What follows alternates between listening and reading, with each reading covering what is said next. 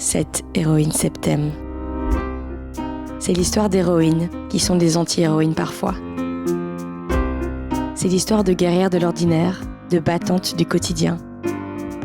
C'est l'histoire de fêlures qui craquaient le vernis de nos existences et d'armures que l'on se construit parfois pour traverser les tempêtes de nos vies.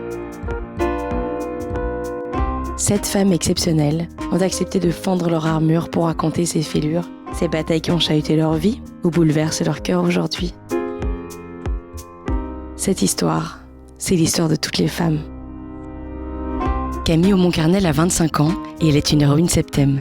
Camille est leaduse d'opinion, autrice, productrice et militante.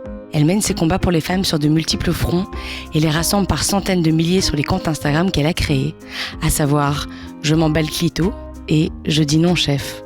C'est elle qui dévoile sa fêlure aujourd'hui. Aujourd'hui, je fends mon armure pour vous raconter comment à 25 ans, j'ai transcendé le trauma d'avoir été abandonnée. Et pour ça, il faut que je remonte à 25 ans en arrière.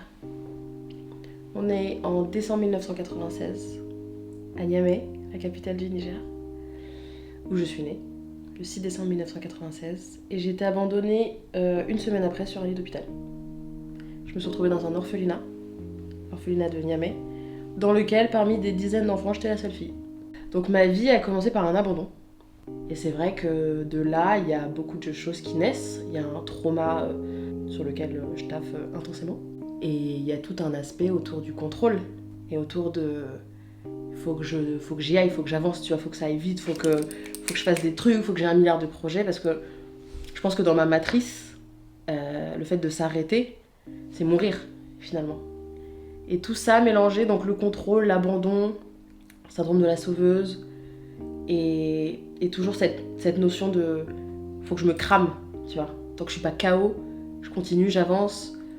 Faut toujours que je sois au taquet, faut toujours que je sois une machine de guerre, faut toujours... Et pour moi, ralentir le pas, c'est quelque chose de presque insupportable, je dirais. Alors j'apprends, parce qu'il y a mon corps et mon esprit. Donc en fait, c'est pas parce que ton esprit est là en mode vas-y tabasse, on quille, que ton corps suit. Et moi c'est vrai que au niveau de mon cerveau, tout est méga blindé. Et comme tout est méga blindé au niveau de mon cerveau, quand il faut me foutre un stop, c'est mon corps qui parle. C'est comme ça que je me suis retrouvée avec une endométriose de cette taille-là au niveau de mon ovaire gauche. Alors que j'étais à 1 quoi.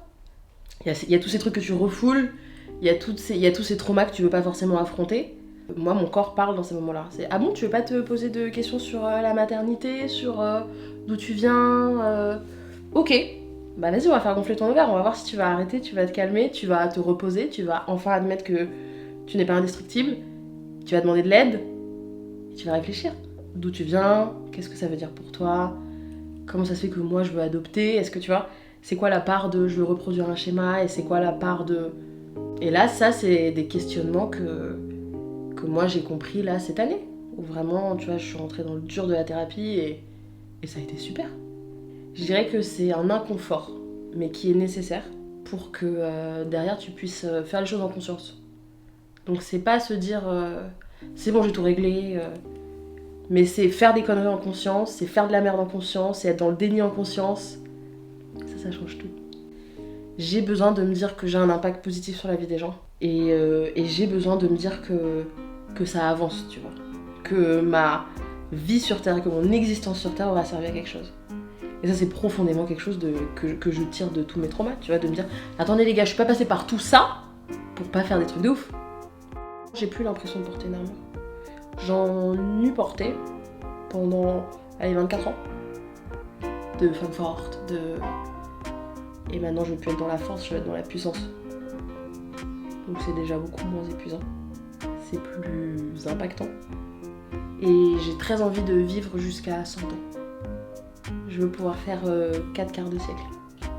Et mourir épuisée, mais en ayant tout donné, quoi.